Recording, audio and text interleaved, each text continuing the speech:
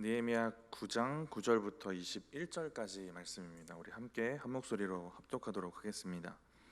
주께서 우리 조상들이 애굽에서 고난 받는 것을 감찰하시며 홍해에서 그들의 부르짖음을 들으시고 이적과 기사를 베푸사 바로와 그의 모든 신하와 그의 나라 온 백성을 치셨사오니 이는 그들이 우리 조상들에게 교만하게 행함을 아셨음이라. 주께서 오늘과 같이 명예를 얻으셨나이다.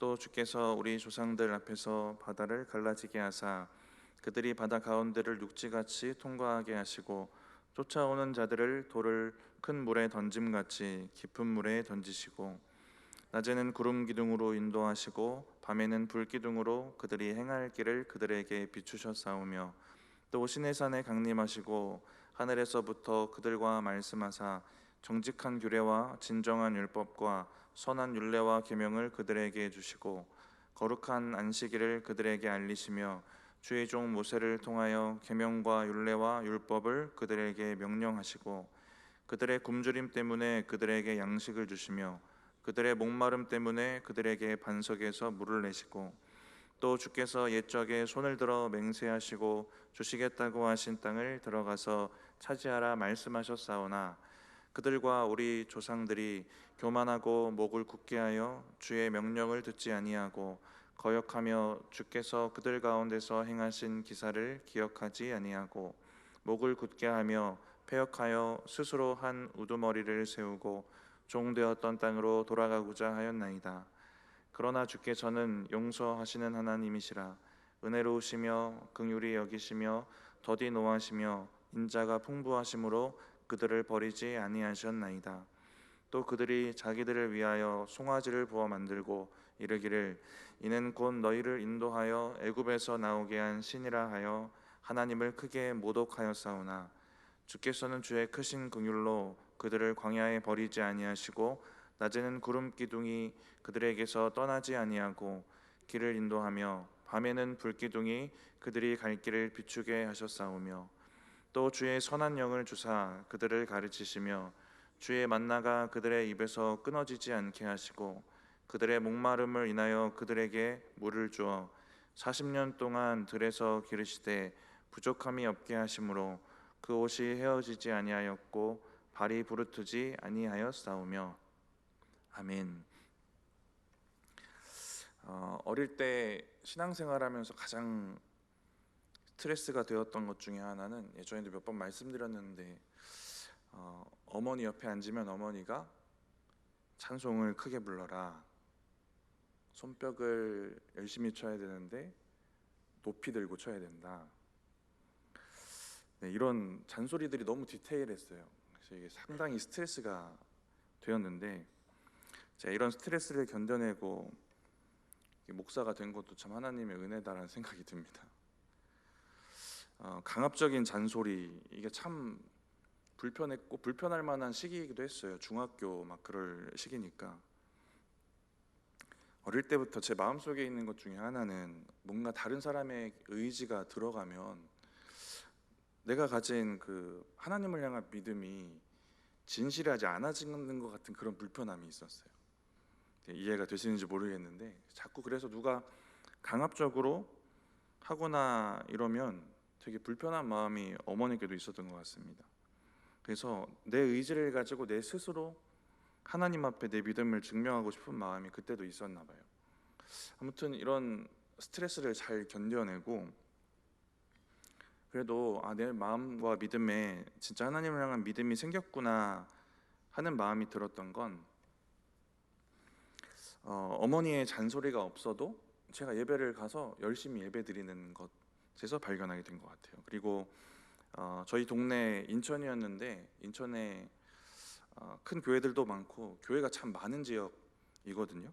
그래서 저희 교회가 아니어도 동네 다른 교회에서 부흥회가 열리면 어머니 몰래 혼자 참석하고 또 같이 가면 또 스트레스 받으니까 혼자 참석하고 손뼉도 잘 치고 찬양도 열심히 부르고 통성으로 남의 기도 가서 교회 가서 기도하고 왔던 그런 기억들이 있습니다. 은혜에 대해서 자발적인 갈급함이 생겼던 그런 시기들이 있거든요.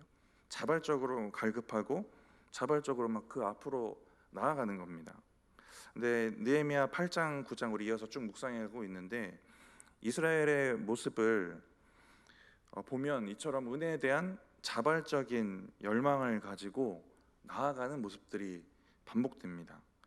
8장에 보면 그 유명한 수문학 광장에서의 사경회가 시작이 되는데 1절에 어떻게 시작되냐면 이스라엘 백성들이 자발적으로 모여서 자발적으로 그 말씀에 대한 갈급함을 이스라엘에게 요청합니다.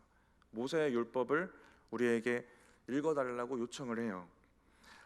이 사경회를 통해서 이스라엘은 눈물을 회개하고 하나님의 그 성의를 잘 지킵니다. 기쁨으로 지켜요. 그리고 그 직후에 민족의 그 리더들이 이스라엘을 찾아갑니다. 근데 여기서 또 동일한 믿음, 자발적인 믿음이 보여지는데요. 계속해서 말씀을 알고자 하는 그 자발적인 열정을 가지고 에스라를 찾아가게 됩니다. 에스라를 통해서 초막절에 대한 말씀 들었고 초막절을 지켜요. 초막절을 지키고 하루 정도 쉬고 이제 금식 회개 부흥회를 엽니다. 근데 이 가운데에서도 자발적이고 열정적인 믿음의 모양들이 이스라엘에게 보여집니다. 오늘 아침 본문이었는데 2절 보시면 모든 이방 사람들과 절교하고 서서 자기 죄와 조상들의 허물을 자복하고 부흥회로 나아가기 전에 진짜 구체적으로 회개의 일들을 행하기 전에 일단 이방 사람들과의 관계를 자발적으로 끊고 나아갑니다. 그리고 자기 죄와 조상들의 죄를 회개하게 됩니다. 이렇게 민족적인 회개 운동이 일어나게 되는데요. 회개하고 회복되어지는 이 은혜의 과정, 또 은혜 받고 나라가 회복되고 또 정체성이 회복되는 이 과정에 최선을 다하고 열정을 다하고 자발적인 믿음으로 그 은혜에 대한 열망을 가지고 나아가는 모습들이 계속 반복되고 있습니다. 오늘 본문은 이제 그 회개의 과정을 구체적으로 진행하기 진행하는 과정인데 그냥 회개하는 것 아니고 과거에 이스라엘에게 베푸셨던 역사를 돌아보고 그래서 하나님이 어떤 하나님인지 어떤 은혜를 베푸셨는지를 돌아보고 그런데 또 조상들은 어떤 죄를 지었는지 죄를 구체적으로 또 돌아보기도 합니다. 이렇게 최선을 다해 열정과 열망을 가지고 나아가는 모습들이 반복되고 있습니다. 이 내용이 9장에 기록되어 있고 그 구체적인 하나님에 대한 지난 역사들과 또 죄에 대한 기록들 그 내용의 일부가 오늘 본문인데요. 이 본문을 나누기 전에 이 8, 9장의 흐름을 말씀드리는 건 이런 이스라엘의 모습이 참 은혜롭기 때문에 그렇습니다. 은혜에 대한 자발적인 갈망이 있고 회복과 회개에 대한 열망이 있고요. 그렇게 회복되어져 가고 하나님 앞에 나아가는 그 열심과 그 최선이 있다는 겁니다. 이들에게 이미 심령의 부흥이 일어났기 때문인 것 같아요. 더 말씀을 알고 싶은 열정, 더 하나님을 알고 싶은 열심과 또 회개와 회복의 과정에 있어서 이 전심을 쏟는 정성들 이것들이 계속된다라는 겁니다. 자발적인 사모함 가지고 수문 앞에서의 부흥회가 열렸고 말씀에 대한 사모함이 계속되어서 초막절을 지키기도 하고요. 또 그 사모함이 계속되어서 금식과 또 회개하는 일들로 이어지게 됩니다. 계속되는 열망과 열심과 최선입니다. 내용상으로 보면 8장 앞부분에 그 뜨거운 수문학 광장 부흥회 그리고 9장 마지막 절로 이어져도 될 것 같아요. 9장 마지막 절에는 이제 언약을 갱신하고 율법을 잘 지키겠다는 그 서명을 리더들이 하게 돼요. 그리고 그 리더들의 명단이 10장에 이어지는데 수문학 부흥회가 있었고 회개했고 언약을 갱신했고 사인했다 이렇게 기록되어도 될 것 같지만 철저하게 최선을 다해서 그 여정과 과정들을 열심을 다해 또 믿음으로 나아가고 있는 모습들이 기록되어 있는 것입니다. 우리가 은혜의 회복과 또 은혜에 대한 열망으로 하나님 앞에 자발적으로 나아가는 것, 또 그 과정에도 열정과 열심으로 최선을 다하는 것, 이것이 심령 부흥의 또 한 가지 모양인 것 같아요. 저 여러분에게 이러한 부흥이 있기를 소원합니다. 이처럼 은혜를 향한 열망과 최선이 계속되면 얻어지는 은혜의 열매들이 있을 것인데요. 오늘 본문은 그냥 회개하는 것이 아니라 과거의 역사를 돌아보고 과거에 하나님 어떠셨는지 그 가운데 또 조상들은 어떤 죄를 지었는지 구체적으로 돌아보거든요. 아브라함에게 언약을 주셨던 내용도 나오고요. 오늘 본문에는 광야에서 베푸셨던 은혜와 또 다음 본문에는 또 가나안 정복 때 베푸신 은혜들을 기록합니다. 그리고 그때마다 반복했던 조상들의 그 배은망덕한 죄들을 기록하고 있습니다. 이런 내용들을 최선을 다해 돌아보고 이 내용을 마친 후에 아까 말씀드렸던 9장 마지막 절 38절입니다. 38절을 같이 한번 읽어보겠습니다. 느헤미야 9장 38절입니다. 우리가 이 모든 일로 말미암아 이제 견고한 언약을 세워 기록하고 우리의 방백들과 레위 사람들과 제사장들이 다 임봉하나이다 하였느니라. 우리가 이 모든 일로 말미암아라고 이제 시작이 되는데요. 이 모든 일을 돌아본 후에라는 뜻입니다. 앞서 말씀드린 과거에 하나님이 이스라엘에게 어떻게 역사하셨는지 아브라함에 대한 얘기와 광야에 대한 얘기와 또 가나안 정복에 대한 얘기들 이런 부분들을 최선을 다해서 돌아본 후입니다.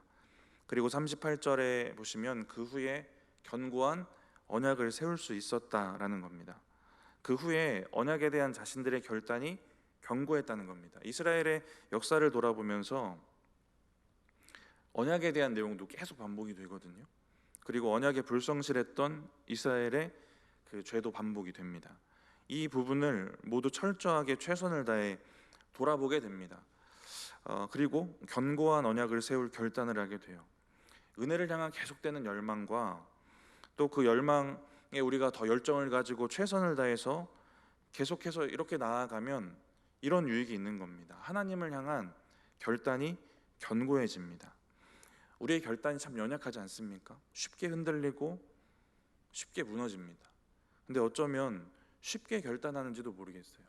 근데 그 결단의 여정과 과정 앞에 그 결단까지 더 그 은혜를 향한 갈망과 최선의 노력들이 있다면 당연히 너무 견고해지지 않겠습니까? 우리의 결단이 은혜를 향한 열망과 최선이 계속될 때 결단이 견고해질 수 있다라는 것 한 가지 알 수 있고요. 또 무엇을 얻을 수 있냐면 결단이 견고해져서 얻을 수 있는 열매이기도 합니다. 그 결단이 이루어지는 행함의 열매들이에요. 구체적이고 실질적인 변화의 열매를 가져다 줍니다. 우리가 자꾸 하나님의 은혜 앞으로 열망을 가지고 나아가고 그 나아가는 과정에 열정을 가지고 최선을 다해 나아가면 결단도 견고해지는데 그 여정 가운데 이게 이루어지고 또 성취되는 그 행함의 열매들도 분명히 있다라는 겁니다.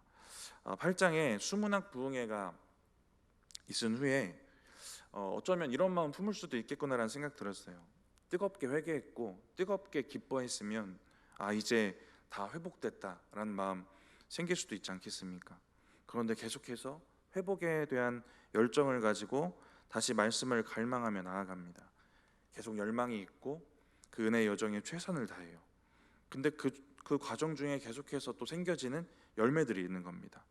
초막절 말씀을 들었고 초막절을 지켜요. 그리고 그 열망이 계속되는 그 중간에 자발적으로 이방 사람들과의 관계를 정리하는 모습들도 있습니다. 그 열매들이 생기는 것입니다. 이렇게 은혜에 대한 자발적인 갈망, 열망이 계속되고 그 과정에 열정을 다해서 또 열심으로 최선을 다하면 우리의 결단이 더 견고해질 수밖에 없고 그러면 결단한 것들이 열매가 되는 그런 은혜들이 있을 것입니다. 결단하는 것, 그래 결단대로 열매 맺는 것 너무 당연하고도 당연한 부분인데요. 이 부분들을 더 우리가 확실하게 또 실제적으로 이루어갈 수 있는 이러한 은혜의 여정들이 필요하다는 겁니다. 오늘 본문은 9장에 기록된 그 하나님의 신실하심의 그 과거의 역사들 그리고 반복적인 이스라엘의 죄악들에 대한 내용들 그 중에 하나이고요. 광야에서 있었던 일들을 돌아보면서 기록하고 있습니다. 이 내용들을 돌아보면서 이스라엘에게는 어떤 반응이 있어야 하냐면 조상들의 죄와 다를 것 없는 자신들의 죄를 돌아보고 회개해야 되는 것이고 신실하신 하나님에 대한 신앙을 회복해야 됩니다. 이러한 믿음의 반응들을 거쳐서 진짜 참 언약 갱신이 이루어지는 거예요. 오늘 본문을 읽는 저와 여러분에게도 동일한 은혜가 있으면 좋겠습니다. 다를 것 없는 우리의 죄를 회개하고 신실하신 하나님에 대한 그 믿음이 더욱 견고해지시는 은혜가 있길 바랍니다. 먼저 하나님에 대한 그 신앙에 대한 회복을 좀 생각해 보면 오늘 본문에 나타나는 하나님의 모습은 참 은혜롭습니다. 우리 9절 먼저 같이 한번 읽어보겠습니다. 오늘 본문 9절입니다. 주께서 우리 조상들이 애굽에서 고난받는 것을 감찰하시며 홍해에서 그들의 부르짖음을 들으시고. 하나님은 자기 백성을 감찰하시는 분입니다. 감찰하는 건 그냥 지켜보는 것 아니고 주목해서 관심 가지고 보는 겁니다. 하나님이 자기 백성들을 관심을 가지고 주목해서 보시는 이유는 역사하시기 위해서입니다. 이적과 기사를 베푸시기 위해서. 10절에 그 기록들이 이어지고 있어요. 하나님이 보시고 들으신다는 것은 도우시고 역사하시겠다라는 것입니다. 11절에도 도망하다 홍해를 만난 상황을 하나님 보시고 홍해를 가르시고 군대들은 수장시키시는 역사를 베푸시는 것입니다. 어제도 그렇고 오늘도 그렇고 한결같이 우리를 감찰하시고 또 우리의 부르짖음도 들으시는 하나님이라고 9절에 나오지 않습니까? 이러한 하나님에 대한 믿음이 또 우리에게도 더 견고하게 회복되어야 될 줄 믿습니다. 우리 12절 읽어보겠습니다. 낮에는 구름 기둥으로 인도하시고 밤에는 불 기둥으로 그들이 행할 길을 그들에게 비추셨사오며. 하나님은 인도하시는 분이시고 행할 길 비추시는 분이신데요, 구름 기둥으로 인도하셨고 불 기둥으로 행할 길을 비추셨다라고 합니다. 그들이 나아가는 길을 비춰주셨다. 인도하심을 따라 나아가는 그 길을 비춰주셨다라는 겁니다.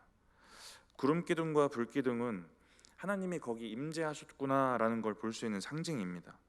하나님이 거기 임재하셨다라는 증거예요. 그러니까 하나님은 그저 말로만 인도하시는 건 아니라 함께 하심으로 인도하시고 인도하심 따라서 따라오고 있는 그들의 그 길들을 비추어 주신다라는 것들입니다. 이렇게 인도하심과 인도하시는 길을 또 도우시고 비추시는 하나님을 향한 믿음도 우리에게 회복이 되어야 합니다. 하나님을 향한 믿음이 우리가 이렇게 회복이 되면 하나님 제가 그런 믿음이 있습니다라고 끝나는 것이 아니라 믿음의 결단과 열정이 계속되어야 하는 것인데요, 감찰하시는 하나님에 대해서 우리가 9절을 통해 보았는데 감찰하시는 하나님에 대한 믿음이 회복되면 그런 하나님을 의식하고 또 의지하는 결단과 또 최선이 계속되어야 되는 것입니다. 들으시는 하나님에 대한 믿음이 회복되었다면 들으시는 하나님께 부르짖는 열정이 계속되어야 되는 겁니다. 구름기둥 불기둥에 대한 하나님의 그 은혜를 믿는 사람이라면 함께 하시는 주님을 따라갈 결단을 가지고 진짜 따라가는 그런 열정들이 계속되어야 된다는 겁니다. 구름기둥 따라가는 것이 쉬운 일만은 아니거든요. 모세도 광야라는 환경에 대해서 잘 알던 사람이고 그럼 어디쯤에 진을 치고 어디에 진을 치지 말아야 되고 이걸 대략적으로 알 겁니다. 지리를 전체를 몰라도 지나가다가 여기가 좋겠구나라는 느낌 정도는 알지 않겠습니까? 근데 자기가 보기에 진을 치기 괜찮은 곳을 만나도 구름이 안 멈추면 설 수 없는 겁니다. 공간도 넉넉하고 물도 있고 그런데 구름이 안 멈추면 계속 가야 되는 겁니다. 구름기둥 불기둥 이런 은혜가 우리 앞에 있다고 그 순종조차 쉬운 게 아닐 수도 있는 겁니다. 근데 말씀을 보면 반나절 만에 진을 쳤다가 출발했다를 반복한 그런 기록도 있거든요. 캠핑 가서 텐트 하나 쳤다가 거뒀다 하는 일이 아니지 않습니까? 민족 전체가 자리를 잡았다가 접었다가 하는 일입니다. 그래도 구름이 멈추면 진을 치고 또 구름이 떠나면 다시 그걸 접는 겁니다. 반나절 만에도. 다시 말씀을 드리지만 인도하시는 하나님에 대한 믿음, 내가 그 하나님 믿는다고 끝나는 것 아니고요, 그 하나님을 따라가겠다는 자기 결단과 노력, 최선, 이 열정들이 그 뒤따라야 되는 것입니다. 거기까지 되어야 내가 하나님을 향한 믿음이 회복되었구나라고 말할 수 있는 겁니다. 이처럼 하나님이 어떤 분이신지에 대한 믿음의 회복과 또 그래서 하나님께 결단과 믿음으로 계속해서 우리의 믿음을 보여드리는 여기까지 회복이 우리 가운데 있기를 바랍니다. 16절부터는 이러한 하나님의 은혜 가운데 이스라엘이 보여주었던 태도, 죄지었던 그 모습들입니다. 하나님은 은혜를 베푸시는 분이신데 그 은혜가 계속돼요. 반복이 됩니다. 그런데 이스라엘은 죄를 또 반복을 하고 있습니다. 배은망덕이라고 생각해 볼 수 있는데, 저는 이러한 반복적인 이 모습들이 오늘 18절에도 나오는 단어인데 하나님을 모독하는 것이다 라는 생각이 들어요. 오늘 본문을 좀 묵상하면서 하나님을 어떻게 모독할 수 있을까를 생각해 봤어요. 거꾸로 적용하면 되겠죠. 일단은 가장 쉬운 방법은 말로 하면 됩니다. 저와 여러분은 잘 안 하는 것일 수도 있는데요, 말로 하는 것이 가장 쉽고 직접적입니다. 레위기 24장에 보면 슬로밋이라는 여인이 있는데, 이 사람은 이스라엘 사람이고 남편은 이방인입니다. 애굽 사람. 그에게 아들이 하나 있었는데 하루는 이스라엘 사람들과 싸우다가 이 아들이 하나님의 이름을 모독하는 말을 합니다. 그리고 죽임을 당해요. 여기까지는 성경의 내용이고, 이 상황을 좀 추측해 보면 슬로밋의 아들은 호녀라입니다. 이스라엘의 그 문화와 그런 사회 속에서 호녀라가 당했을 고통을 짐작해 볼 수 있습니다. 슬로밋의 아들이 그러한 현실에서 하나님을 믿었을 때 하나님에 대한 믿음이 왜곡되거나 잘못됐을 가능성도 큰 것 같아요. 그 속에 분도 일어나고 화도 일어나고 그랬을 것 같습니다. 하나님에 대한 원망도 있었을 것이고, 이 아들에게 어느 정도의 믿음이 있었는지는 기록되어 있지 않은데, 싸우다가 무의식적으로 하나님을 향해 원망하면 안 된다, 모욕하면 안 된다라는 게 머리로는 있지만 이게 입으로 나왔는지 모르겠어요. 이렇게 입으로 하나님을 모욕하는 이런 상황들도 있었던 것입니다. 가장 쉬운 방법은 우리의 처한 상황이 어떻고 우리가 어떤 믿음을 가졌던 하지 말아야 될 것이긴 한데요, 말로 하는 것, 이게 가장 하나님을 쉽게 모욕할 수 있는 방법일 것입니다. 또 두 번째는 오늘 본문과도 연관이 되어 있는 불순종입니다. 우리가 순종의 삶을 살지 않으면 되는데요, 순종의 삶을 살지 않으면 우리가 잃어버리는 건, 우리가 느헤미야 묵상에서도 중요하게 우리가 돌아보고 있는 하나님의 백성으로서의 정체성입니다. 우리가 하나님의 백성으로서 합당한 모습으로 살아가지 않으면 이것이 하나님께 모욕이 될 거예요. 그리고 또 누군가가 하나님을 모욕하게 하는 근거가 될 수도 있을 것입니다. 우리 안에 하나님이 계시다라는 것이 감춰진 것 같지만 밖으로 드러나는 것이 분명하지 않습니까? 우리 안에 있는 예수님이 투영되어서 우리를 통해 다른 사람에게 보여지는 것이다. 이게 옥하는 목사님 하신 말씀이거든요. 그래서 우리를 보면 예수님이 보인다, 하나님이 보인다, 이런 말들이 생겨야 하는 것입니다. 우리가 반대로 하나님을 이렇게 욕볼 수도 있는 거예요. 우리가 보여야 할, 또 드러내야 될, 우리의 모습을 통해 증거해야 될 하나님의 모습들, 또 예수님의 그 은혜들을 보여주지 못해서, 그래서 하나님의 이름을 욕되게 하는 부분이 있지 않은가 하는 것입니다. 로마서 2장 24절 말씀인데요, 우리 같이 한번 읽어보겠습니다. 하나님의 이름이 너희 때문에 이방인 중에서 모독을 받는도다. 여기서 너희는 믿는 자들인데 스스로 하나님의 백성이라는 것을 자처하는 사람들입니다. 그런데 하나님의 율법은 거스르는 사람들, 그래서 하나님의 백성으로 합당한 삶을 살지 못하는 사람들입니다. 그 당시에 유대인들입니다. 하나님의 이름이 너희로 인해서 이방인 중에 모독을 받고 있다라는 책망을 바울이 그들에게 하고 있는 겁니다. 믿는다고 하는 사람들 때문에 예수님의 이름이 모독받을 수도 있다. 우리의 모습으로 예수님의 이름이 모독받기도 하고 참 예수님의 모습이 보여지기도 하고요. 이러한 책임이 우리에게 있는 것 같습니다. 하나님의 이름이 나 때문에 모독받는다라는 것들을 우리가 잘 돌아보면 좋을 것 같아요. 내 입장에서는, 내 믿음의 입장에서는 예수님을 믿는데 겉으로는 드러나지 않는 뭔가 왜곡되고 잘못된 믿음의 모양이 있는 것일 수 있고요. 하나님의 입장에서는 내 믿음 때문에 모욕을 당하시는 겁니다. 그리고 이렇게 살아간 우리의 삶을 보는 또 다른 사람들의 입장에서는 하나님을 모독할 근거를 우리를 통해 얻게 되는 겁니다. 하나님을 모독한다라는 게 무엇일까? 하나님과 우리와의 거리로 한번 개념을 잡아보면 하나님과 상당히 척을 지는 거 아닙니까? 멀어지는 거예요. 하나님과의 끊어진 관계를 회복하는 게 구원인데 하나님을 모독하고 하나님을 멀어진 채 살고, 그래서 누군가가 하나님과 더 멀어지게 하는 것, 그들이 구원으로 다가오지 못하게 하는 것입니다. 그래서 우리 때문에 누군가 하나님을 모독하게 한다는 것이 우리가 살려야 될 영혼이 구원받지 못하도록 하는 죄까지도 이렇게 연결이 되어 있는 것 아니겠습니까? 우리가 불순종의 삶을 살고 하나님의 백성으로서 합당한 모습으로 살지 않으면 이것이 하나님 모독하는 것이 되고 또 이런 결과들을 낳게 된다는 것입니다.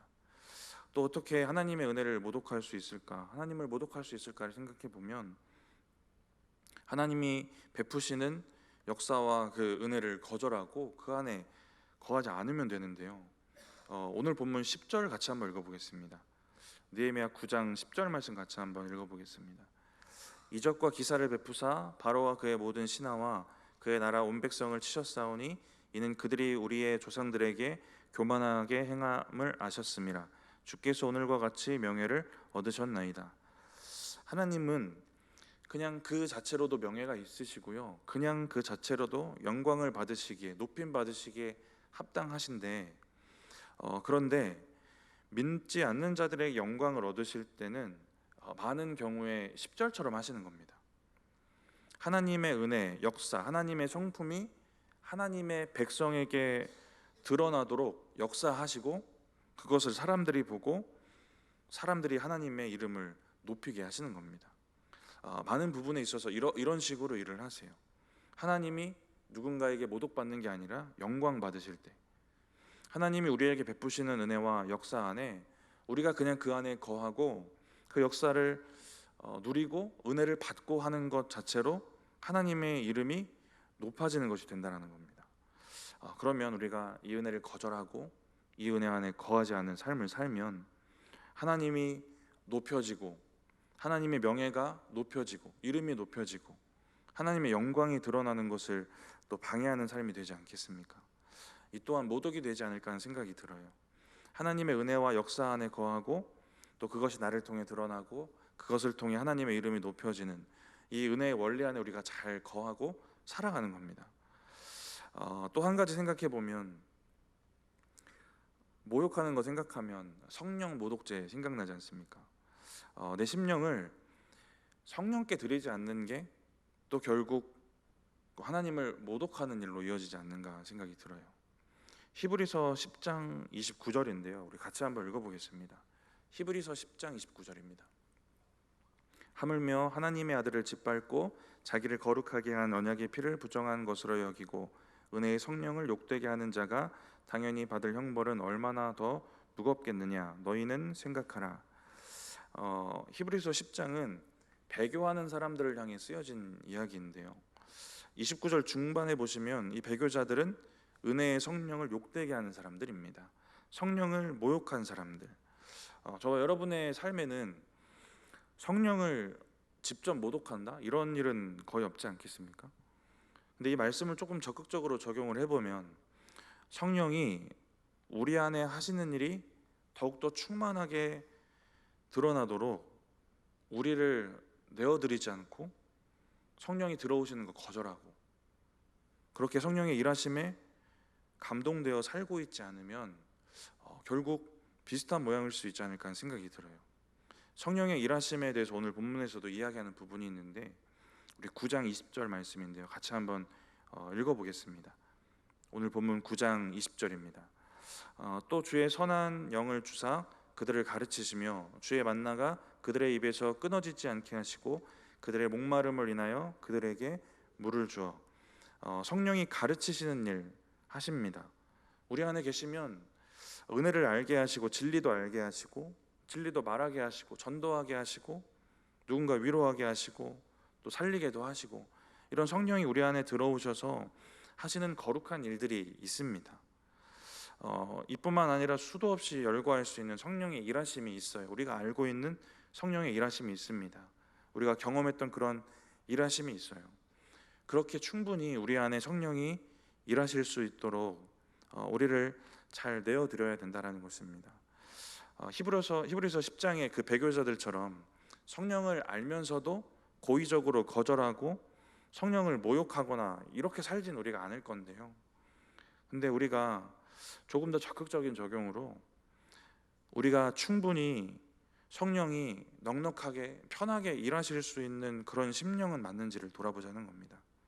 그래서 성령이 우리 안에 오셔서 일하시는 역동적인 무언가 그런 열매들이 있는지를 같이 돌아보자라는 것입니다. 배교자들이 이렇게 무서운 결과를 맞이하는 건 적극적으로 성령을 거절하고 모욕했기 때문이에요.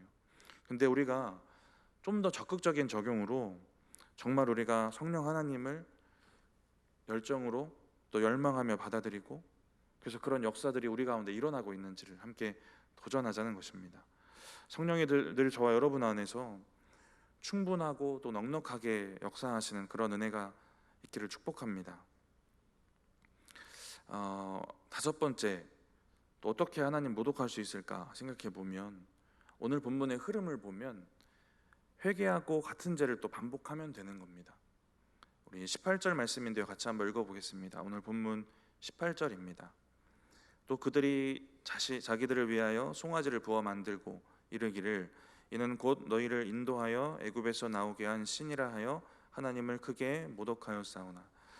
18절이 또 그들이라고 시작을 하는데요, 16, 17절에 교만과 불순종, 거역, 패역 이런 역사를 이야기를 합니다. 그럼에도 17절 보면 하나님이 어떤 하나님이셨냐면 용서하시는 하나님, 긍휼히 여기시고 인자하심을 베푸시는 하나님이시라고 기록이 되어 있습니다. 그리고 바로 이어지는 18절에 그들이 또 하나님께 죄를 짓고 있어요.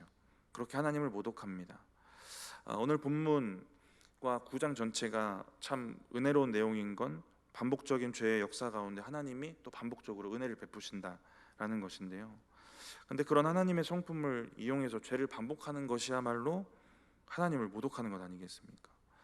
이와 같이 하나님을 모독하는 삶이 되지 않으려면 서두에 말씀드린 계속되는 그 은혜를 향한 열망이 있어야 되는 것이고 또 그 과정 가운데 우리가 최선과 열심을 다해 계속해서 나아가는 겁니다. 우리가 늘 회복을 갈망하는 것 중에 하나가 있는데요, 첫마음입니다. 첫사랑의 은혜들. 18절 읽었지만 이렇게 모독했다는 내용에 이어서 또 어떤 말씀이 이어지냐면 하나님의 긍휼하심입니다. 그리고 성령을 약속하시는 하나님의 약속이기도 해요. 하나님은 처음부터 계속 이렇게 신실하심으로 사랑과 긍휼과 인자하심으로 백성들을 대하시고 있습니다. 하나님의 첫 마음은 변하지 않고 계속 신실하게 계속되고 있습니다. 그렇다면 저는 이 말씀을 보면서 반복해서 죄 지을 것 아니라 우리도 하나님처럼 그 첫 마음을 잘 지켜가면 되지 않을까라는 말씀 드리는 것입니다. 히브리서 10장에 성령을 모독했던 배교자들이 배교하라고 다른 성도들을 유혹해요. 그리고 핍박합니다. 그 가운데 핍박받고 고난받는 성도들이 있었고요, 그들을 위로하고 격려하는 내용이 우리 아까 읽었던 말씀 뒤에 이어지는데요, 히브리서 10장 32절입니다. 우리 같이 한번 읽어보겠습니다. 전날에 너희가 빛을 받은 후에 고난의 큰 싸움을 견디어낸 것을 생각하라. 전날에, 예전의 기억을 떠올리게 하는데 전날에라는 것은 더 이전의 날들이라는 의미입니다. 그건 초기에, 가장 처음에라는 뜻이에요. 어떤 초기냐면 너희가 빛을 받은 초기입니다. 이 빛은 복음이고요, 복음을 받아들이고 복음을 믿었던 바로 그 첫 마음이 있었던 그때입니다. 처음 예수 믿었을 때, 처음 복음을 듣고 은혜 받았을 그때를 얘기를 하고 있어요. 저와 여러분에게도 있었던 그때입니다. 그때를 떠올리면서 그 첫 마음을 지키면 고난을 견딜 수 있고 이길 수 있다. 하나님을 향한 그 믿음을 잊어버리지 않을 수 있다라는 겁니다. 지금 히브리서 그 말씀을 듣고 있는 독자들은 믿음 생활하다가 믿음이 흔들리는 사람들이에요. 오늘 본문의 이스라엘의 역사들도 믿음 잘 지켜가다가 믿음 흔들리고 죄짓고 긍휼하심 얻고 다시 또 믿음 지켜가다 죄짓고를 반복하는 사람들이에요. 저와 여러분도 이런 여정 속에서 신앙생활을 합니다. 흔들릴 때가 분명히 있는데요.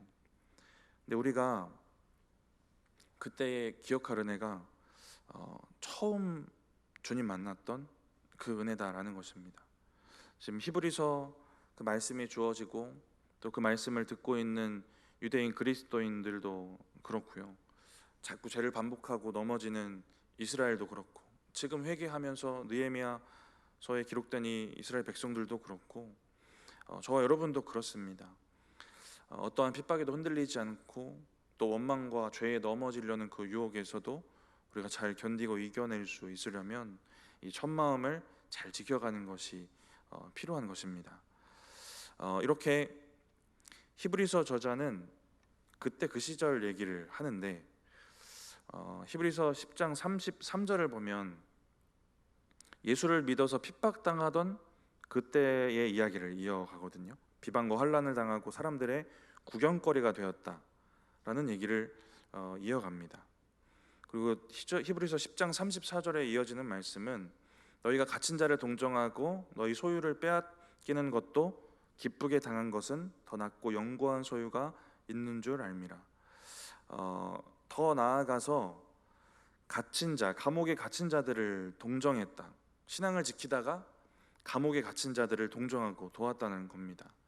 어려운 핍박 속에서도 이렇게 믿음을 잘 지켜갔다라는 얘기를 이어가고 있습니다. 그리고 이 이야기를 이어가기에 앞서 너희들이 받았던 첫 마음, 첫 은혜가 있지 않느냐 이 얘기를 하고 있어요.